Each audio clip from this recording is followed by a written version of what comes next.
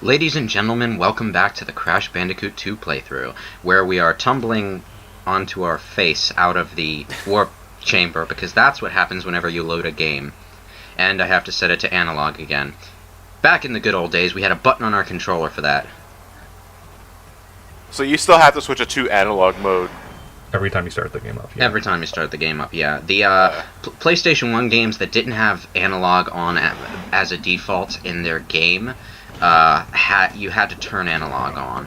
Yeah. And if it didn't have analog, the analog light just wouldn't show up. And it still lets you do that in the digital store version of the game, even though you can't. There's no analog control at all. It doesn't have. Well, it lets you. What it does is it'll let you turn on analog, but as soon as you go out of the menu, analog shuts off. Oh. And then when you go back to check what the fuck's up, it'll be back on digital. So you turn on analog again, trying to get it to work, and it doesn't work. And then you go back into the menu, and it's back on digital, and you're like, what the fuck, man? And it's very confusing if you don't know how the PlayStation 1 analog controller worked. Snoko. I'll always remember this level the most, if only because this is the one that was in part of the underground demo. Yeah, it was shown in commercials a lot.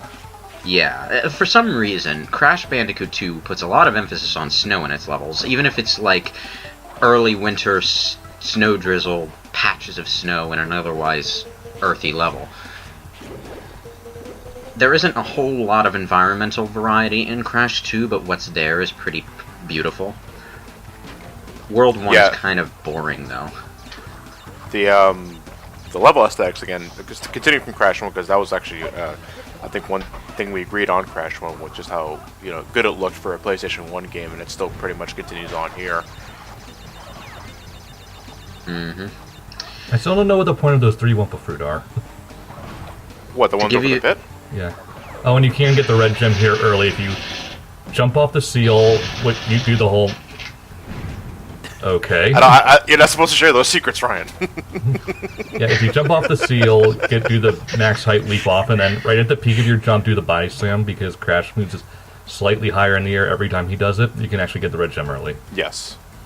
Very possible to do. I've done it once, but I can't do it again. Maybe it was a fluke. Sorry, that was my phone going off. Was it? I thought someone was tearing up a piece of paper. Possessed by the devil or something? No, it's on vibrate and it's sitting on the desk. Okay. It's in my pocket now. You won't hear it again. Lewis, don't tell me you gotta manually jump on all these boxes, man. This is something Crash 2 did something actually pretty neat with the 10 fruit boxes. Every jump gets you 2 of the fruit instead of just 1. No, that's 3. That's 3. Did I say 1? Did I say 3? You said 2. Oh, right, yeah, 3. I mean 3. It saves you so much time. It's like I guess they realized that 1 fruit a jump was a little too tedious for most players to put up with. Get in there. Well, there's so many of them, Yeah. I mean, if you want to be a true klepto, you bounce on every single one of them, and you're gonna spend like 5 hours on just the Wumpa Fruit crates alone. Yeah. Like Lewis is doing. Yeah. Later in the game, I'm going to get a lot less meticulous about this, simply because I max out lives so early. But I wonder why. Ooh. Almost jumped right that was into close. Yeah, so we got nitro boxes. That's new to this game. Pretty much up highly volatile boxes. Is an I hate that box, by the way. The exclamation point box. No, I go back. I haven't forgotten the lives. I actually wanted to. I wanted to give myself a chance to talk about this. At the end of pretty much every player who gets to the end of this level didn't notice that exclamation point box, even if they hit it by mistake. Yeah, you have to listen to a sound cue at that point. Yeah, and it's pretty much the first exclamation point box in the game, so if you were lazy and didn't read the instruction manual, you won't notice. That is the box prompt at the end of the level that tells you how many boxes you're missing. So at this point, you're going to run back, trying to figure out what boxes you missed. Or See you the could just outlines of not those care. Or you can just not care, but I very much do care. Those 2 boxes are life boxes, too, so they're totally worth it. And once you've got those 2 boxes, there you go. Gem. Voila. But the only way you can see that exclamation point box way up there is if you happen to glimpse it when the camera swings up on your way uphill. I think there is a specific part of Spot where terrain you that you can can see it, stand yeah. or you can see it. Barely, because I usually miss it. It's way up there. The red gem we will be going back to get the legit way much later in the game. Actually, I think it's as You early get it in as the next world. too. Yeah, that would be in the surfing level. Hello, Luthor. I see you are getting ahead. I need to consult. I like when he puts on that face, his nose stretches upward. It looks really weird. He has no top lip. No, he just has a mustache. His mustache, bottom lip, that's it. He's very pouty. Must be from all those defeats. I just, you know how they tell you when you're a kid that if you put an ugly look on your face for too long, it'll get stuck there? That's what happened. Anyway, what you need to do for the blue gem in this level is to just blaze through the level without getting any boxes, and let me just tell you, this is torture for me to do. Oh, come on, you can still collect the Whopper fruit. Rake us! Rake us! You know you want to. Sweet, the numbers go up. Look at all the delicious Wumpa fruit inside. Lewis, why are you abandoning us? Stop ignoring me! Stop, this hurts me more than it hurts you, you know? Actually, breaking us hurts us a lot because you're kind of like exploding us open. Yeah, we don't come back either. Come back every time I restart the level, shut up. This is the annoying part. That one bouncing box is the key to victory. No matter how many times I replay this game, I always still break a little sweat on my hand when I'm jumping over that. Yeah. It's like, if you happen to miss just a little bit, you have to start the whole thing over. You don't have to kill all the rats, you can just high jump off of them to get up. Yeah, I can't really jump all that precisely off enemies in Crash. Oh, you can skip the entire pit entirely. You can you can you slide jump around on on the cliffs. you can jump on the side scenery in Crash, but the only times I ever actually use that are when I get stuck in a dark part in one of the darkness levels, because fuck those levels. Fortunately, there are only 2, and they're both at the very end of the game. And Crash 3 only has 1, I think. Crash got a Chaos Emerald. Dun, dun, dun, dun, dun, dun. Pretty much. It's a very flat Chaos Emerald, though. It's a Chaos Emerald pancake. Blueberry. Oh, no, I don't like Okay. blueberry pancakes, but- Now, I'm tired of green levels, so let's go to the surfing level. Surfing levels are fun. I love this level which has theme. green all over the place. They introduce a couple vehicles over the course of 2 and 3. In 3, it's like biplanes and stuff, but in this one you get the rocket surfboard and the jetpack. The jetpack is terrible, but the rocket surfboard kicks ass. And we have a timer now, so the object here is to reach the end of the level as fast as possible, which is why I'm contrary ignoring to the popular boxes. belief, does not start when you get to the checkpoint. It starts right when the level starts. Yeah, it just appears when you get to the checkpoint, so you'll have more or less time if you dick around. Yeah. So I'll ask them when the level begins. Once you And find skip- out what the timer does. And skip the fucking checkpoints. Don't get the checkpoints, trust me. There's our blue gem platform. Why All not? of the color gems can be Because if gotten. you die, you can't restart the time trial. Yeah, If you got a checkpoint. yeah. And if you're doing all- the time trial, you're skipping boxes anyway, so you're just wasting your time. All of the color gem platforms in this game appear in like the same world that you get the color gem in, so you don't have to go to a future level like you do in 1 or 3. Like, go back and kill yourself. No. It is your destiny. Oh, you wanted to go the long way. Yeah. You just like seeing that live number go up, don't you? And he loves the crash dance. Yeah.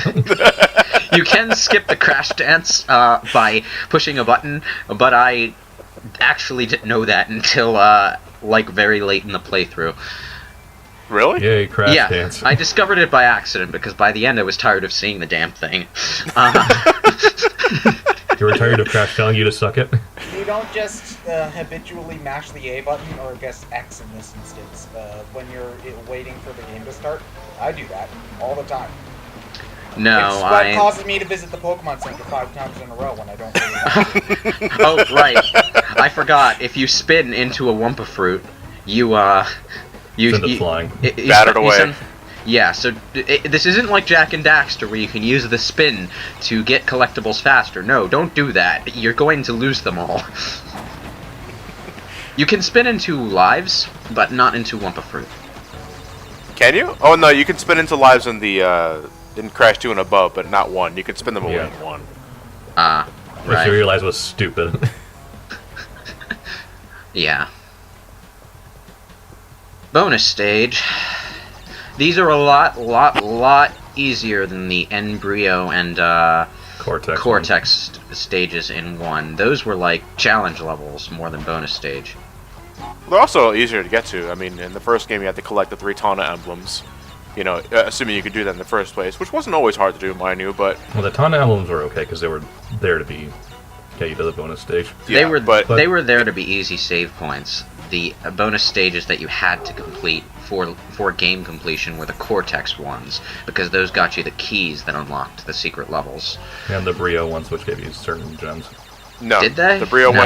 ones didn't do anything. They were The just- Brio ones were just there to be dicks. And then you Okay. wondered what they got you. They didn't get you jack shit. Yeah, there are Anyone- bonus rooms in this game. You just question mark panels, simple as jumping on it. But the boxes do count for the Yeah. gem total this time, unlike Crash 1. Yeah. The thing about certain levels is that they have boxes in the side paths that you have to get, and missing these boxes will exclude you from getting the box gem for that level. A lot of the times, not this time, but a lot of the times that requires backtracking back to the normal path. And that is extremely annoying. I don't think 3 does that. No, 3 does that quite a bit. And I don't think it does it quite as obnoxiously, I mean, like... Not as obnoxiously, but it does do it. The Crash 3 is the least offensive. Yeah. Actually, just bringing that up, I think this game is the worst with it. Yeah. And now because of those exclamation point boxes, you need to go back through the minefield. And because you're always constantly moving forward, the only way to really stop with the rocket surfboard is to ride like a dumbass into the wall of the level. And just keep yourself even so that you don't move. Because you will slide along the wall. It doesn't stop you dead. No. It's like, I like the rocket surfboard. It's a very fun vehicle. But it's really awkward to negotiate around things sometimes. Those 2 piranha plants there are just there to be background stuff, because I don't think there's any way you can get within range of those things. Makes you curious, though. Doesn't it? Super Not secret really. hidden level. On the subject of... I've always been that sort of guy. Like, if I see something out in the distance that I know was most likely just there for decoration's sake, I'm wondering, like, you know, if I get a Game Shark, if I could, like, moon jump my way over there. Is there actually some sort of super hidden secret Easter egg there that developers put there, for, you know, just in case I decided to ever get that curious? You know, when I discovered that there were secret warps in the levels, I actually thought that was one of them. Oh, It's like, not.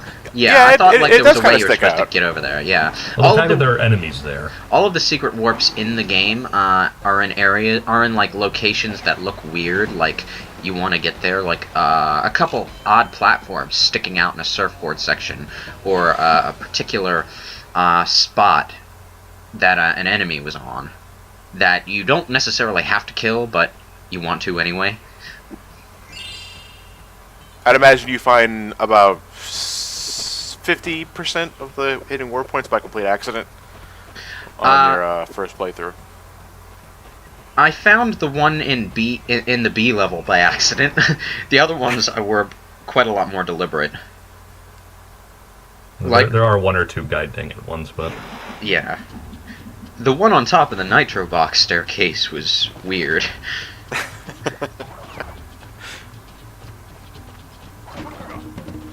goody invincibility. Run through everything.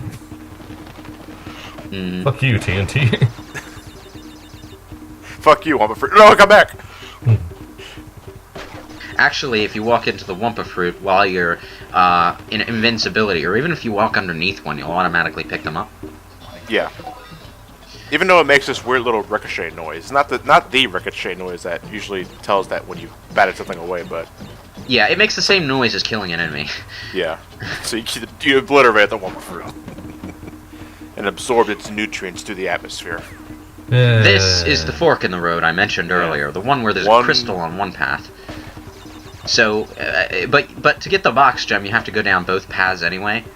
And this is a part where analog control comes in handy because it gives you the ability to walk. You want to go down this path first because there's an exclamation point box that activates boxes on the other path. There are 2 boxes on the other path, extra lives, I think, that activate from that exclamation point box. Now, I think what you're intended to do at this point is walk backwards down the other path. But I decide, you killed all the enemies, just go back the way you came, it's safer. Yeah, pretty much. Oh my god, look at that walking animation. A derp. And every time I see a pit in front of me, because of this wonky backwards going camera, it pulls back just a little bit, but not that much. Every time I see a pit, I reflexively run back the other way. There have been times where there's one point in particular in a later level where you have to backtrack through a darkened area for just a little bit, but enough that you have to put yourself in danger of walking into a pit to get boxes that you don't have time to get while the lights are still on. And that gave me a primal fear of walking backwards in Crash games. I just wish you kind of stopped that. Well, that gave me a fear of walking backwards. Like, I know nobody wants to do that. Michael Jackson likes doing that. That's moonwalking. That's different. Sure, you're going out of your way to kill every enemy. You don't get a gem for that. They must be taken out of their misery. Oh, and the exclamation point boxes, even if you've activated the box, they still don't appear until you're very close to them. So sometimes you'll catch a glimpse of the frame before it pops in. Yeah. It's a kind of an odd programming thing, but it does help to figure out what boxes are activated by the exclamation points. Like if you happened to get that exclamation point box before stumbling onto them. I think it might have been a way to conserve a RAM at the moment, you know, because if you have all the boxes actually loaded up in real time, it might cause slowdown. Yeah, I possibly. could be talking out of my ass though, so don't take my word with a grain of salt. Well, the programming in the Crash games is good enough that you never really see anything loading except for the exclamation point boxes. No, out of all the Crash games I've played, bear in mind my experience with the games of the PS2 and above are very minimal. I never had any glaring issues like slowdown or long load times, anything like that. Mm-hmm. They knew what they were doing when they were making this game, so... Mm-hmm.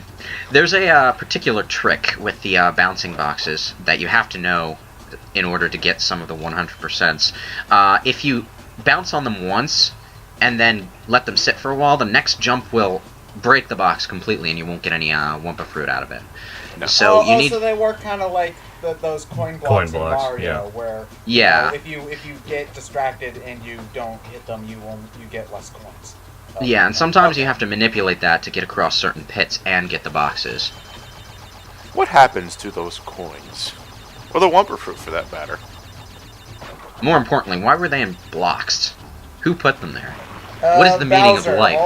If you read the original instruction book for the first Super Mario Brothers, all of the bricks in the Mushroom Kingdom are actually toads that Bowser turned into bricks with his magic. So every time you break a brick in a Mario game, you're murdering killing a a toad. toad. No regrets. Might as well balance the karma for all those Goombas you're killing.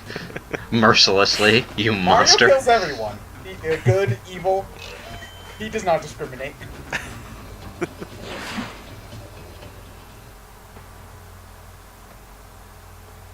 So yeah, we almost 100%ed World 1. That level Yeah. was the pits. Uh-huh. And that was... The levels are already doing it for us, Ted. Crash levels are named pretty punny things. Not quite as amusing as Gex levels, in my opinion, but they can have some pretty funny titles to them sometimes. Now, I think out of the first tier is the most laid back with the puns, but tier 2 and above, Jesus. Get to the next. Yeah. It's like they suddenly got the idea to make puns for the level titles, and they just went nuts. Yeah, level 1 is a bit boring, though. It's a lot of... They must have had the same writers who did the original Pokemon episodes. It's a lot of standard World 1 fare where you're going through forests and random snow level for some reason. Okay. But, yeah. Boss 1 is, the only repeat in this game. Ripperoo, who got himself a college degree at some point, and a top hat, and a cane, and a bow tie, and the ability to spawn TNT and nitro spaces wherever he bounces on his pogo stick cane. So here's how it goes. He'll Just spawn avoid everything he does. Yeah, he'll spawn a bunch of TNT, then he'll go crazy and spawn nitros by jumping with his feet instead of the pogo stick. And then he'll explode the nitros onto himself, at which point you hit him. The only real trick is memorizing where to stand. If you know where to stand, which I do because I play this a bajillion times, it's really easy. But the object is find the clear spot when he spawns nitros. Stand very close to where he stops when he spawns TNT, and then just go to where the first TNT exploded before the last one does, because they explode in a trail starting from the first one he spawned to the last one. What do these equations have anything to do with the boss battle? They're there Yeah. to make him look smart, just like random math equations drawn on a chalkboard No, in a math class. they're real equations. Yeah. They're real equations, copied off of Google. Maybe. Or Bing. You never. We don't know what Naughty Dog uses. Yeah, see, force equals mass times acceleration. No, remember, this is 1998, was it? 7, 8? 98, 97. So Ask Jeeves. Yeah, actually, of course. Man, you're just making me feel like I'm in 4th grade all over again. Man, I almost forgot about Ask Jeeves. Isn't that just Ask now? Yeah. Yes. Lame. Jeeves died. Jeeves died at some point down the road. So now we're in World 2, which is the Snow World. Naturally, there are actually quite a few snow levels in this level. In this world. Prove much of a challenge yet again. Even though the warp rooms have obvious themes to them, they don't stick to those themes except for the last one, which is the space station theme. It contains 2 space station levels, 2 rocket pack levels, and 1 on-the-Earth darkness level for no apparent reason. Hi, Coco. Yeah, it's me. Really? You seem to have found me pretty fast to have been looking everywhere. Oh, wait, you mean you were looking on Google. That's not looking everywhere. Learn to research correctly.